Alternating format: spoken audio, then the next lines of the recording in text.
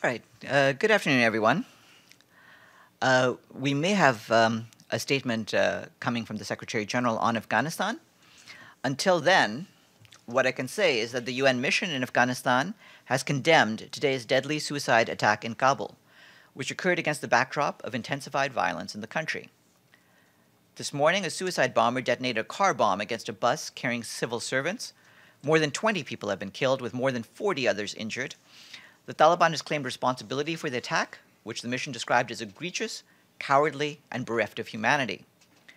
Today's attack comes just 1 year after the 23rd of July 2016 attack in Damazang Square, which killed and injured hundreds of people exercising their rights to the freedoms of assembly and expression. As the mission announced last week, suicide and complex attacks by anti-government forces have been the leading cause of civilian casualties.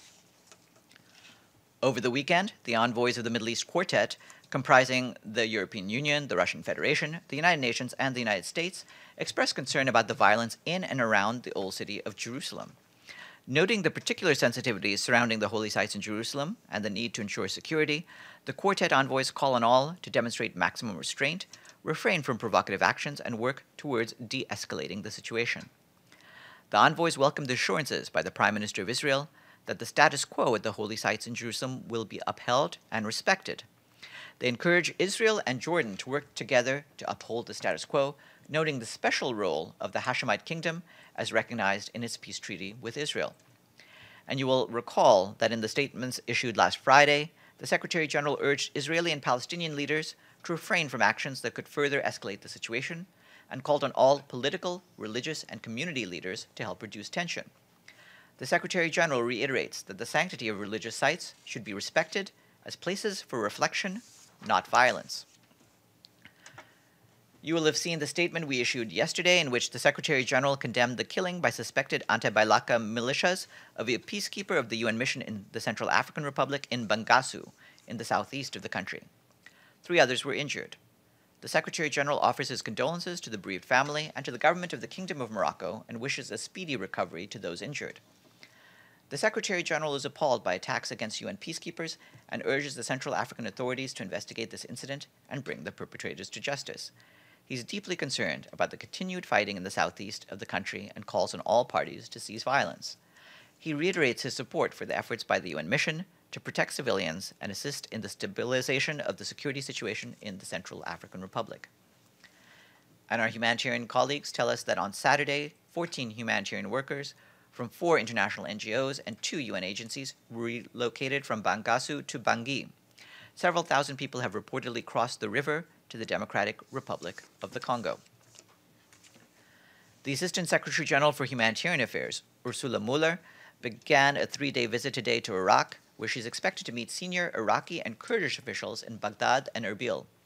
Her visit will focus on the current humanitarian crisis, ongoing relief efforts, and priorities for humanitarian delivery in Iraq following the military operation in Mosul. It is estimated that 3.5 million people will be forced from their homes once military operations against Daesh end later this year. Across Iraq, more than 11 million people are in need of assistance. Here in New York, the intergovernmental process to adopt a global compact for migration continues today with the 4th of 6 thematic sessions focusing on the contribution of migration to sustainable development. Speaking at the opening session, the Secretary General's Special Representative for International Migration, Louise Arbour, highlighted the key contributions of migrants to their countries of origin, which includes hundreds of billions of dollars in remittances, more than 3 times official development assistance, and the transfer of ideas, skills, and knowledge. She also stressed the importance of basing migration policy on evidence rather than perception, saying while the net benefits of migration outweigh its costs, the public perception is often the opposite. Such public perceptions and attitudes negatively influence sound migration policy choices. This must be reversed so that policy is evidence-based and not perception-driven. Her remarks are available online. And the UN High Commissioner for Refugees, Filippo Grandi, today called on Australia to immediately end its harmful practice of offshore processing of refugees.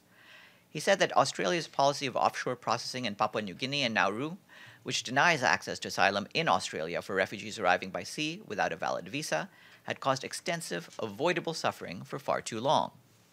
Mr. Grandi said that 4 years on, 2,000 people are still languishing in unacceptable circumstances, with families having been separated and many people having suffered physical and psychological harm.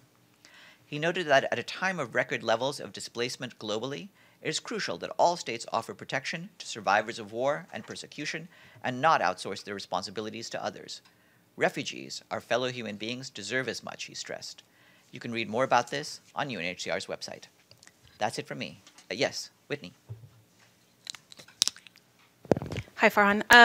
I saw the Quartet statement. I'm just wondering what the SG is personally doing to try to quell the violence in Jerusalem. Has he reached out or spoken to the Israeli or Palestinian leaders, or is he liaising only through Mladenov? Has he offered his good offices to either party? Of course, we continue with our own work with the parties, including through Mr. Mladenov. The Secretary General has not spoken directly with either of the leaders, but you're aware of the sentiments expressed in the statements we issued on this on Friday.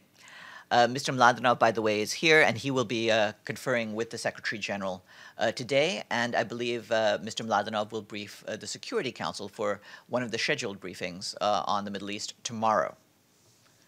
Yes, Jahan. Thank you, Farhan. Can you please tell us on the latest position on the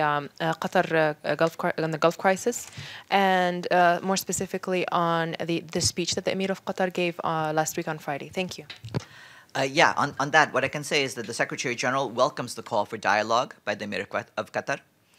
Together with the forward-looking 6 principles announced earlier by the foreign ministers of Saudi Arabia, Egypt, the United Arab Emirates, and Bahrain, these statements show readiness of the parties to resolve differences through compromise.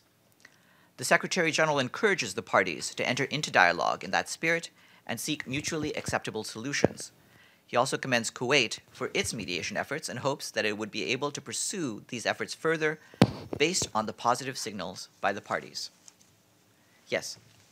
Sure. I wanted to know, there are these, on Libya, there are these talks in France, I guess tomorrow, between Sarraj and Khalifa Haftar, summoned by France. And I wanted to know, does the UN, with its mission there and its political mission there, have any role in that? And what does the UN think of it?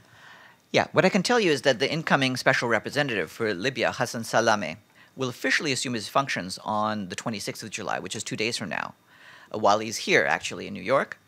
However, Mr. Salameh has been invited to attend the consultations organized under the auspices of the French presidency tomorrow, the 25th of July, as an observer in his capacity as the incoming RSG for Libya. And Mr. Salameh is grateful to President Macron for the invitation. And yes. So will he participate? I mean, I understand you're using the word observer. Is he literally just observing, or is he...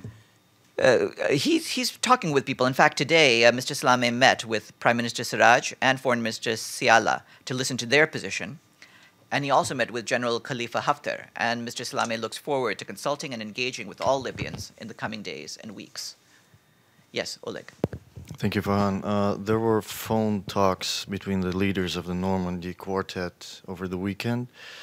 And one of the things that was discussed and pointed out by the Ukrainian President Poroshenko was, in his opinion, the necessity of deploying a peacekeeping operation in Donbass. He has been talking for a while about that, and I just wanted to know what is the UN position, the Secretariat position concerning the possibility of deploying such a mission. Is there any work behind the scenes being done in preparing such a mission? Thank you. Well, as you're aware, what we support is the efforts of the Normandy 4, the Trilateral Contact Group, and the Organization for Security and Cooperation in Europe. And so we're paying attention to those efforts and where they will lead. At this stage, that's we're not doing the other sort of planning. Yes? Yes, but since one of the parties of the conflict is consistently calling for some sort of UN presence in the conflict area. Of course, we're trying to see what the parties will both agree to, and that is in the context of the efforts by the various groups that I've just mentioned. If there's agreement on a way forward, of course the UN's willing to contribute and to positively contribute to that, but we'll have to see where we go. Yes, in the back first. Yeah, Ben. just more on the Kabul suicide attack this morning. is there any more information coming out? I mean, what's the UN doing there on the ground? It seems the situation is getting much worse for civilians. Can you tell us a bit more about what's going on? Well, the UN mission has been consulting with the government, and you'll have seen the work that we've done also to analyze the sort of dangers that have been posed, particularly by the attacks by anti-government elements. I do also expect a statement from the Secretary General on this, which we should have shortly. But we're trying to extend as much help as we can to the government of Afghanistan as it deals with this problem. Yes. Jeffrey Feltman's visit to Sri Lanka. It seems like it's over, and there have been quotes there from the Foreign Ministry. See, quote, "Some erroneous remarks by Emerson," which would be the remarks about torture by the government, were raised with Feltman and the matter sorted out. What is DPA? How did the DPA sort out the documented allegation of torture by Special Rapporteur Emerson? And what is Mr. Feltman's either his kind of statement on the trip, or can he come here and do a press conference? What do you have on this? In fact, I just got a statement on this. What I can say is that the Undersecretary General for Political Affairs, Jeffrey Feltman, visited Sri Lanka from the 19th to the 21st of July. He met with President Sirisena, Prime Minister Wickremesinghe, other political leaders, senior government officials, as well as civil society groups and relevant diplomatic community. He also visited Trincomalee in the eastern province. During his stay, Mr. Feltman emphasized the importance that the practice of impunity for crimes would end. He encouraged Sri Lanka to be a mode of a post-conflict country with harmonious relations among communities. The Undersecretary General was in Sri Lanka on the week that President Sirisena signed the official gazette for the Office of Missing Persons. Noting that every community has missing persons, he called for a selection process to produce independent, credible, and competent commissioners and a budget. So, as you can see from this, he is speaking out on human rights, and that's where we stand without referring particularly to Mr. Emerson's own comments. Any other questions? Then it's you. Oh, and you can actually, why don't you go and then you. Thank you. According to the Norwegian Refugee Council, the food crisis in northeastern of Nigeria is expected to deteriorate between now and the end of August. Is there any action from the UN to prevent that? Or? Well, we've raised attention, as you know, including at the level of the Secretary General, to the food crisis there. We've been trying to get humanitarian contributions to Nigeria. As you know, there are 4 countries: Nigeria, South Sudan, Yemen, and Somalia, where we've tried to get more assistance to areas in need, so that there's no food crisis, and we'll continue with that. Do you have a specific deadline to get the funding for that? No, I mean, this is something that we and the various agencies of the UN system have been pursuing and will continue to pursue until the material conditions on the ground improve. And as I had promised earlier, I have the following statement attributable to the spokesman for the Secretary General on Afghanistan.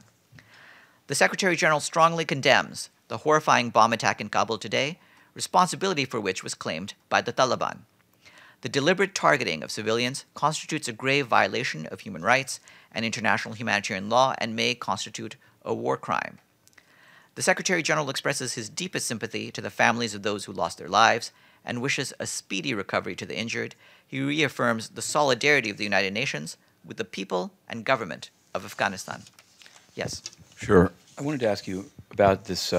You'd say, well, 2 things about it. Last week you'd said, when I'd asked you why it was that in the Englab Seng case, Francis Lorenzo, who's pled guilty to UN bribery, had a UN email address, and you said to ask the Office of the President of the General Assembly. So I did. They can't obviously answer it because it's 2 presidents ago. But they did say that the DGACM ICT focal point is the one that gives out UN email addresses. So I want to reiterate, they can't answer it. And so it seems like unless DGACM has a separate spokesperson, can you get an answer from them if Mr. Francis Lorenzo had an UN email address, and if so, why he did, given that he's not listed among the team? There's still a web page online showing that. Regarding the why, that would be a question for the previous presidencies of the General Assembly. John Ash is dead. It's not a decision that was taken by us, and it's not something that I could speak to. So, regarding question. yeah, you'll have a question after this. I also have the following statement attributable to the spokesman for the Secretary General on Pakistan. The Secretary General strongly condemns the terrorist attack in Lahore, Pakistan today and calls for those responsible to be brought to justice. The Secretary General extends his condolences to the families of the victims and wishes full recovery to those injured. He supports the efforts of the government of Pakistan to fight terrorism and violent extremism with full respect for international human rights norms and obligations. Yeah. Because you say it's up to, and obviously John Nash, may rest in peace, has expired, but does DGACM have any, if a PGA today, after the scandal, after the indictments, were to ask, just provide names, would they automatically hand out these email addresses, or is there some standards within the Secretariat as to how to respond to such requests? Regarding that, if someone is hired on as an advisor, in the UN, they're entitled to a UN email address, so they would process that. I believe that someone has to vouch for the credentials of who are the staff who have entitlement to a UN email address. But who does the vouching? The PGA's office or the Secretariat? Because he was never pictured on that. Well, it was essentially an unlisted. That would have to be a decision taken by the President of the General Assembly. So there's no reform of that. There's no. It's not. Okay. It's not something that I can speak to. I don't speak for the President of the General Assembly. The other question is this: in testifying in the case is Francis Fuller, who was the personal assistant to John Ash, paid UN staff, attended the conference in Macau and other trips to Macau. And I wanted to know. I'd asked you about her before because after John Ash left, she then worked for Catherine Pillard and then for ex-Secretary General Ban Ki-moon. So I wanted to know. One, does she still work in the system? And two, what did the UN's lawyers, Mr. Gitlin or others, speak with her before she testified about? She claimed that she didn't remember any of these trips to Macau, and yet there were photographs of them. So I wanted to, I guess, get your response to a person who stayed on post Mr. Ash testifying in the case and saying, "I don't remember anything, I have no recollection," etc. Okay, I'll check to see whether she's with the UN still. Yeah. Yes, going back to the situation in Jerusalem and also the terrorist attack, killing 3 members of a Jewish family celebrating Sabbath. I want to ask a couple of questions. First of all, would the Secretary General consider it to be a change in the status quo if weapons are smuggled into the Temple Mount, particularly the Al-Aqsa Mosque? Wouldn't that be considered a change in the status quo? We want to make sure that there's no changes to the status quo. Ultimately, a lot of the arrangements are handled by the authorities on the ground themselves. And in particular, there's collaboration between the Israeli authorities and the authorities of the Hashemite Kingdom of Jordan. And we want to make sure that that cooperation in maintaining the status quo continues. Well, I'm trying to get at the definition of a change in the status quo, because the metal detectors and now the installation of cameras is a response, isn't it, to the smuggling of guns used in the killing of the police officers on July 14th, right outside the Temple Mount. Joe, for us, the bottom line is any of the changes material on the ground would have to be something that is acceptable to all of the parties responsible for security. They have to agree with each other on that. Well, the smuggling of arms would not be acceptable to any of the parties. Let's say the UN is a member of the Quartet. Would the smuggling of arms into Al-Aqsa Mosque be considered acceptable or a change in the status quo by the United Nations as a member of the Quartet? Of course it's not acceptable, and I'd refer you to our statement a week ago when that happened. And one other question, well, you were referring to the killing. I'm talking about the practice of smuggling arms into that holy site. And the related question is, does the Secretary General have an opinion on the continued payment by the Palestinian Authority, which appears to be the case, to the terrorist or the terrorist family, involved in the killing of the 3 members of a Jewish family last Friday? I'm focusing on the issue of the continued payment while a terrorist is in captivity, Israel detention, which has been the practice of the Palestinian Authority. I believe Mr. Mladenov has spoken out on this issue of payments before, and he will be briefing the Security Council tomorrow, and I would refer you over to that. Have a good afternoon, everyone.